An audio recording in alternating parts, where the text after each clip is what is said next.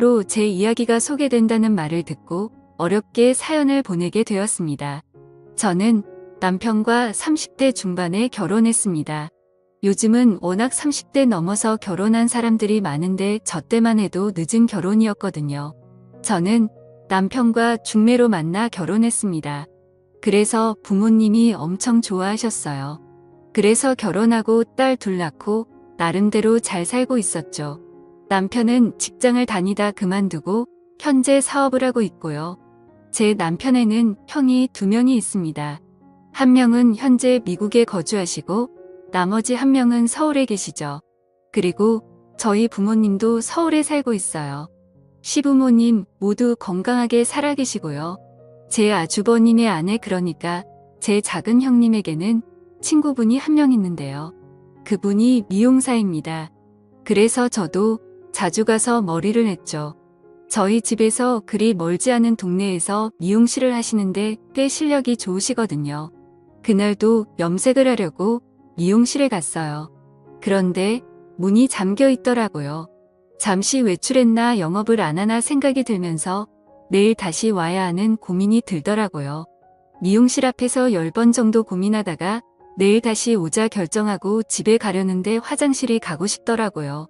미용실 상가 뒤쪽으로 가면 공용 화장실이 있거든요. 그래서 화장실 쪽으로 향했죠. 그런데 화장실 가는 길이 미용실 뒤편이에요. 머리 감는 공간이요.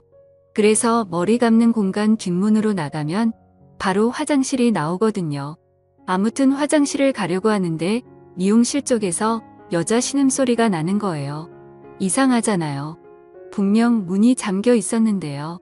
제가 살펴보니까 미용실 뒤쪽에 아주 작은 창문이 하나 있거든요. 환기할 수 있는 창문이요. 그 창문이 아주 살짝 열려 있더라고요.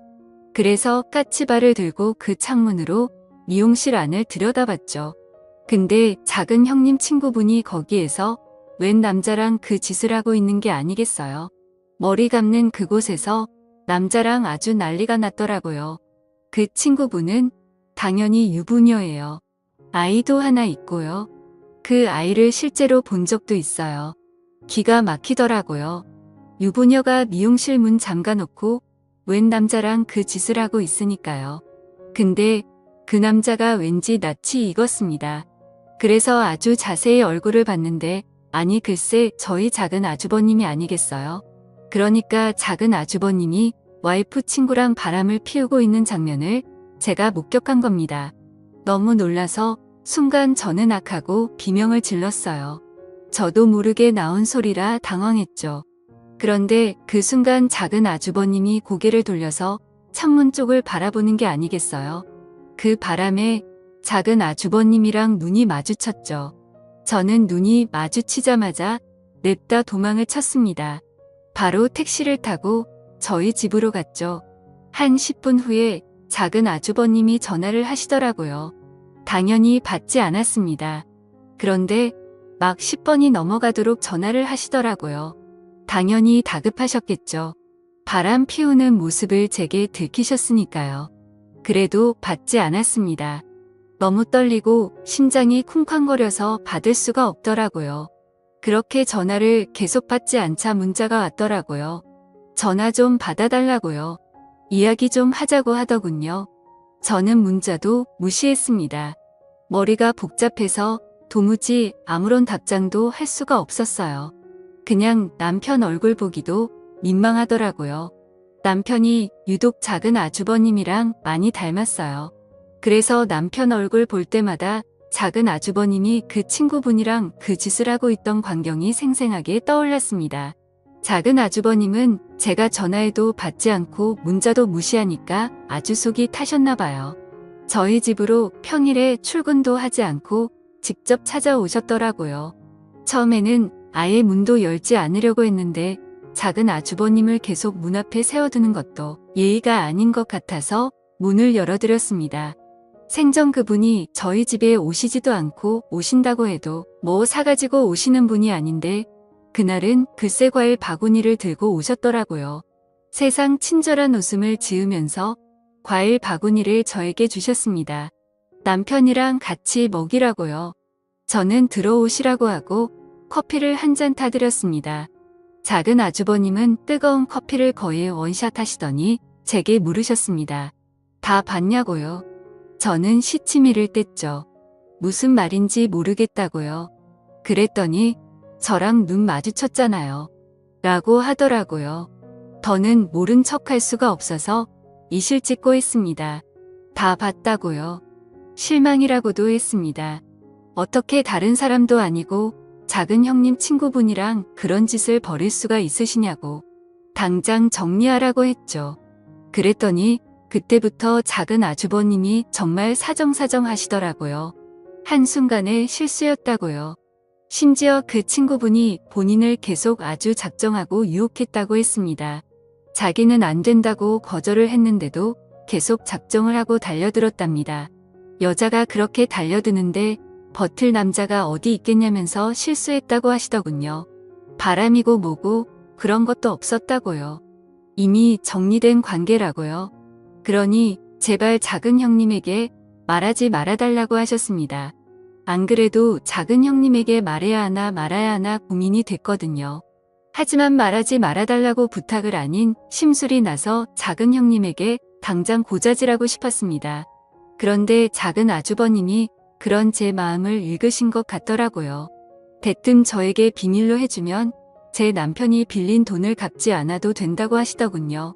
저희 남편이 사업 시작하면서 작은 아주버님께 돈을 좀 빌린 게 있거든요. 그래서 달마다 조금씩 작은 아주버님께 그 빌린 돈을 갚는 중이었습니다. 솔직히 저도 사람인지라 솔깃하더라고요. 빌린 돈을 갚지 않아도 된다고 하신 이 마음이 흔들린 것이 사실입니다. 아무리 가족이라고 해도 남의 가정일인데 제가 굳이 말할 필요가 있겠냐고요. 그냥 모른 척하는 게 현명한 거 아니겠냐고요.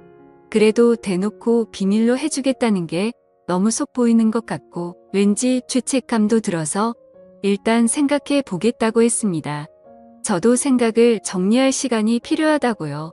작은 아주버님이 잘 좀 생각해 보달라고 하시더군요. 그리고 거듭 비밀로 해달라고 하고 돌아가셨습니다. 그때부터 진짜 잠이 오지 않더라고요. 도저히 어떻게 해야 할지 몰랐습니다. 그렇게 고민 끝에 저는 일단 비밀로 하기로 했어요. 작은 아주버님이 다시는 그러지 않겠다고 하시니 믿어보기로 한 거죠. 실수였다고 했으니까요. 그런데 그 말이 다 거짓말이었더라고요. 제가 비밀로 했는데 왠지 찝찝했습니다. 그래서 그 뒤로 몇 번 미용실에 갔죠. 혹시 작은 아주버님이 또 계실지도 몰라서요. 그런데 글쎄 작은 아주버님이 또 미용실에 앉아 계신 겁니다. 작은 아주버님이 그 친구분이랑 커피를 마시고 계셨는데 아주 다정해 보이더라고요. 누가 봐도 사랑을 나누는 연인 사이였습니다. 그 모습을 보고 바로 다음 날에 작은 아주버님께 전화해서 따졌죠. 친구분이랑 만나고 계신 거 다 봤다고요. 왜 거짓말 하시냐고요. 왜 정리를 안 하세요? 그랬더니 아주버님은 정리를 하려고 했는데 그 친구분이 자기랑 헤어지면 죽겠다고 했답니다. 그래서 도저히 정리할 수가 없었대요. 그런데 시간을 주면 반드시 정리하겠다고 하시더군요. 그때부터 왠지 저도 모르게 작은 아주버님이랑 공범이 된 것만 같아서 죄책감 때문에 남편 얼굴도 잘 볼 수가 없었어요. 그래서 고민하다가 그 친구분을 찾아갔습니다. 그리고 아주 잘 타일렀어요. 작은 형님을 생각해서라도 이러시면 안 된다고요. 제발 작은 아주버님이랑 정리하시라고요. 그래도 저는 그분이 나름 교양이 있고 생각이 있는 분이라고 생각했거든요. 그런데 이제 보니 제가 사람을 잘못 본 거더라고요. 아주 콧웃음을 치시면서 그럴 수 없답니다. 그러면서 작은 형님이랑은 사실 별로 친하지 않대요. 친구라고 나오는데 서로 별로 연락도 안 한다고요. 아니 전에는 저한테는 작은 형님이랑 엄청 친하다고 그렇게 말하더니 이제 와서 친하지 않다네요. 그게 말이 되나요? 그래서 제가 유부녀 유부남이 이러면 안 되는 거 아니냐고 했더니 사랑하는데 그게 무슨 상관이냐 하더군요. 그러면서 본인은 작은 아주버님이랑 재혼할 거라고 했습니다. 자기 남편에겐 이미 이혼하자고 말한 상태고 자기는 무서울 게 없대요. 작은 형님이 모든 사실을 알아도 무서울 게 없답니다. 상간녀 취급을 받아도 작은 아주버님만 있으면 상관이 없다고요. 작은 아주버님에게 아주 푹 빠진 것 같았죠. 저는 작은 아주버님께 확실히 정리하라고 했습니다. 그분은 헤어질 생각이 없어 보이고 작은 아주버님이랑 결혼을 하겠다고 하는데 그럼 안 된다고요. 하루빨리 정리하라고 했죠. 알겠다고 하더군요.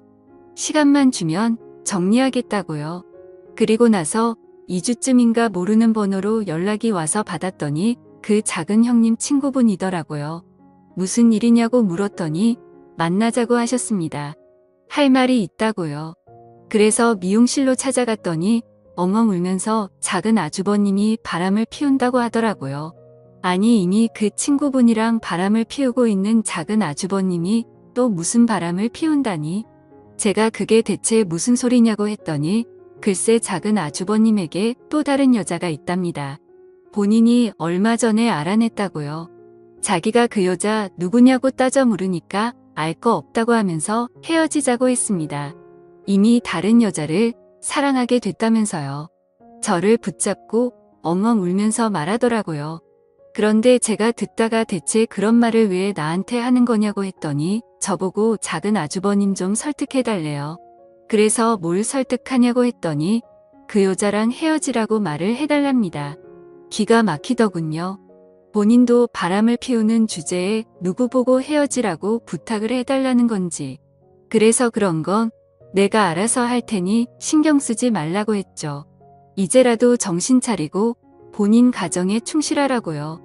그 후 집에 들어왔는데 기분이 좋지가 않더라고요. 그래서 작은 아주버님께 전화를 해서 제가 들은 부분을 모두 물었죠. 작은 아주버님은 사실이 아니라고 하더군요. 그 여자가 모두 꿈이 하는 말이라고요. 자기가 헤어지라고 해서 앙심을 품고 그런 거짓말을 한 거라고 하셨죠.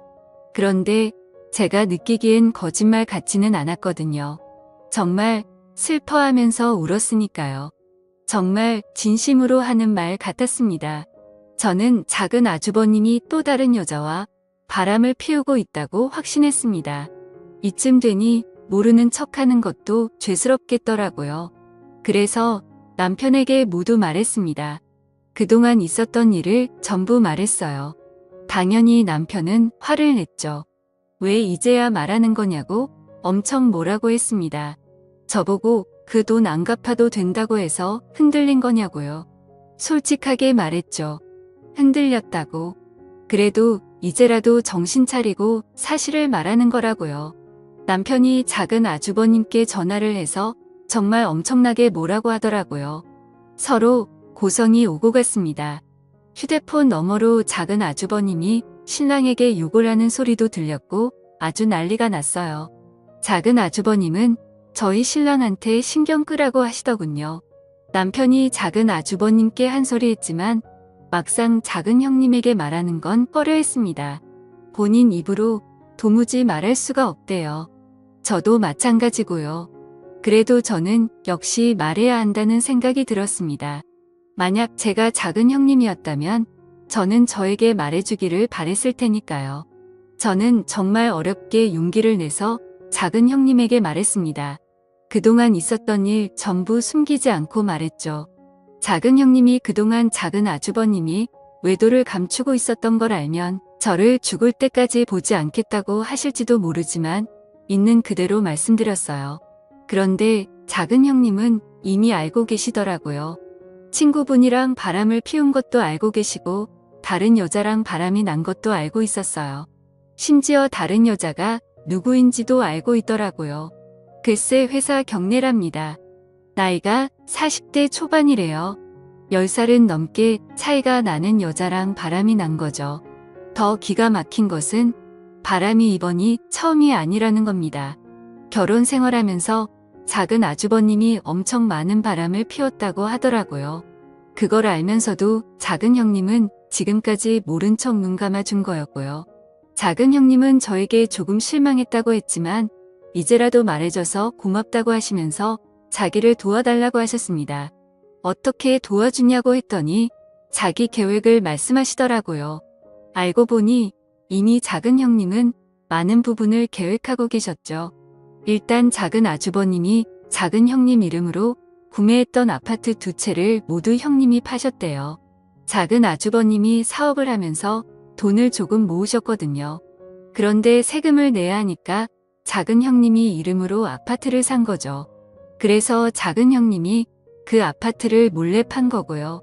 작은 형님은 작은 아주버님 몰래 이사를 하실 계획이었어요. 아무도 모르는 곳으로 몰래 떠나실 계획이었던 거죠. 그런데 그러려면 작은 아주버님이 오랫동안 집을 비우셔야 하는데 정말 작은 아주버님이 엄청난 짠돌이였거든요. 그래서 꼭 점심도 집에 가서 드세요. 웬만하면 외식도 잘 안 합니다. 기가 막힌 건 지금까지 수많은 여성들이랑 바람을 피워도 그 여자들이랑 여행 한 번 안 갔답니다. 평소에는 밥도 항상 집에 와서 먹고요. 저는 그런데도 어떻게 바람을 피울 수 있는지 신기하더라고요. 아무튼 그래서 작은 형님은 작은 아주버님이 오랫동안 집을 비울 신반이 있어야 한다고 하셨어요. 그동안 포장 이사를 불러서 이사를 해야 하니까요. 엄청난 계획을 저보고 도와달라고 하시더군요. 도와주면 지금까지 침묵했던 부분을 모두 용서해 주겠다고 하시면서요. 고민이 많이 되었습니다. 나중에 일을 제가 도와준 걸 작은 아주버님이 알게 되면 큰일이잖아요. 그런데 다른 한편으론 작은 형님을 도와드리고 싶더라고요. 같은 여자여서 도와드리고 싶었습니다. 그래서 남편 모르게 작은 형님을 도와드리려고 고민을 하다 남편을 이용했어요. 낚시를 좋아하거든요. 그래서 작은 아주버님 데리고 낚시를 다녀오라 했습니다. 남편이 고민하다가 그러겠다 하더군요. 물론 작은 아주버님이 처음에는 가지 않겠다고 하셨어요. 남편이랑은 평생 보고 싶지 않다고요. 그래서 반협박을 했죠. 우리 남편이랑 낚시 가서 화해하지 않으면 작은 형님에게 모든 사실을 말하겠다고요. 그렇게 말하는데 안 갈 수가 있나요? 가겠다고 하더라고요. 그래서 아무것도 모르는 남편은 작은 아주버님을 데리고 낚시를 갔습니다. 작은 아주버님이 저희 남편이랑 1박 2일로 낚시를 하는 사이 작은 형님은 이사를 했습니다. 포장 이사를 불러서 이사를 했죠. 아무도 모르는 곳으로요. 심지어 저에게도 알려주시지 않았어요. 나중에 어른이 되면 자리를 잡고 나면 알려주겠다고 하셨죠. 그렇게 작은 형님은 떠나셨습니다. 당연히 집안이 뒤집어졌죠. 작은 아주버님 입장에서는 얼마나 황당했겠어요. 낚시를 마치고 돌아왔는데 와이프가 짐을 모두 빼고 떠나버렸으니까요. 작은 형님에게 전화를 해봤는데 없는 번호라고 했답니다. 정말 증발해버린 거죠. 작은 아주버님이 저에게 전화해서 엄청 난리를 피우셨어요. 혹시 알고 있었냐고요? 저는 당연히 몰랐다고 했죠. 시치미를 떼면서 몰랐다고 했습니다. 어떻게 그런 일이 있을 수 있냐면서 놀라운 척했죠. 황당한 건 남편도 마찬가지였어요. 저보고 진짜 아무것도 몰랐냐고 하더라고요. 저는 당연히 모른다고 했고요. 나중에 작은 아주버님이 작은 형님이 아파트 2채를 판 사실도 알게 되셨어요. 남편 말로는 작은 아주버님이 오열을 했다고 하더라고요. 나라를 잃은 사람처럼 통곡을 했다대요. 작은 형님을 잡으려고 해도 어디로 갔는지도 모르고 번호도 모르니 잡을 수가 없다고요. 그리고 나서 한 달 후쯤인가 작은 형님이 저에게 전화를 하셨더라고요. 본인은 아주 잘 지낸다 했습니다. 현재 지방에 계시다고 했어요. 어디 지역인지는 말씀해주지 않으셨고요. 나중에 작은 아주버님이랑 정리가 되면 말씀해주겠다고 하셨죠. 저는 작은 아주버님이랑 연락은 해보셨냐고 여쭈었더니 하셨다고 하시더군요. 작은 아주버님이 아주 난리가 났었다대요. 도대체 어디냐고 했답니다. 본인 돈 가지고 오라고요. 작은 형님은 그냥 이렇게 살자고 했답니다. 굳이 이혼할 필요 없다고요. 각자 이렇게 떨어져서 각자 인생을 살자고요. 그렇게 하는 것이 더 편할 것 같긴 하겠더라고요. 차라리 이혼을 하는 게 낫지. 작은 아주버님이 절대로 안 된다고 돌아오라고 했지만 소용없었죠. 돌아갈 생각이었다면 애초에 작은 형님이 그런 계획을 세우지도 않았을 겁니다. 그 일로 인해 작은 아주버님은 지금까지 바람을 피셨던 것을 시부모님께도 들키게 되었습니다. 그래서 또 한바탕 난리가 났었죠. 그리고 시부모님이 작은 아주버님이랑 저희 부부를 불러서 이게 대체 무슨 일이냐고 화를 내셨어요. 그리고 작은 아주버님에게 지금까지 밖에서 어떤 짓거리를 하고 돌아다니길래 이런 사단이 난 거냐고 하셨죠. 시아버지께서는 너 같은 자식 필요 없으니 다시는 본인 눈에 보이지 말라고도 하셨어요. 그 소식이 미국에 계신 큰 아주버님에게도 들리셨나 봐요. 당연히 큰어머니께서 말씀을 하셨겠죠. 남편 말로는 큰 아주버님이 작은 아주버님께 전화를 해서 엄청 욕을 하셨게요. 부끄럽다고 하시면서 평생 반성하며 살라고 했답니다. 재수씨 괴롭히지 말라고요. 그냥 그렇게 살라고 했답니다.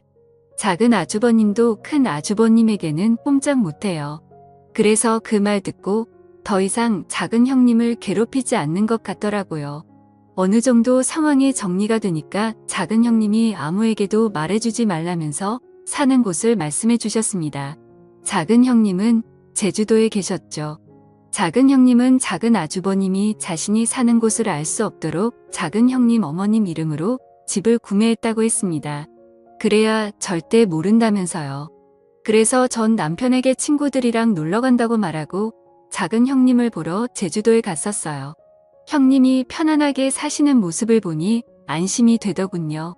저는 남은 인생을 편하고 즐겁게 보내시라고 했죠. 가끔 이렇게 찾아오겠다고요. 작은 형님은 흔쾌히 그러라고 하셨습니다. 남편은 제가 작은 형님이 어디에 있는지 알고 있다는 사실을 눈치챘는지 저에게 가끔씩 물어봅니다. 작은 형님이 대체 어디에 있냐고요. 서로 연락하고 지내는 거 다 안다고요. 저는 절대로 모른다고 했죠. 절대로 알려고 하지 말라고요. 계속 묻다가 제가 말을 하지 않으니까 더는 물어보지 않더라고요. 돌이켜 생각해보면 후회되고 부끄럽습니다. 진작에 작은 형님에게 사실을 말하지 않은 부분이요.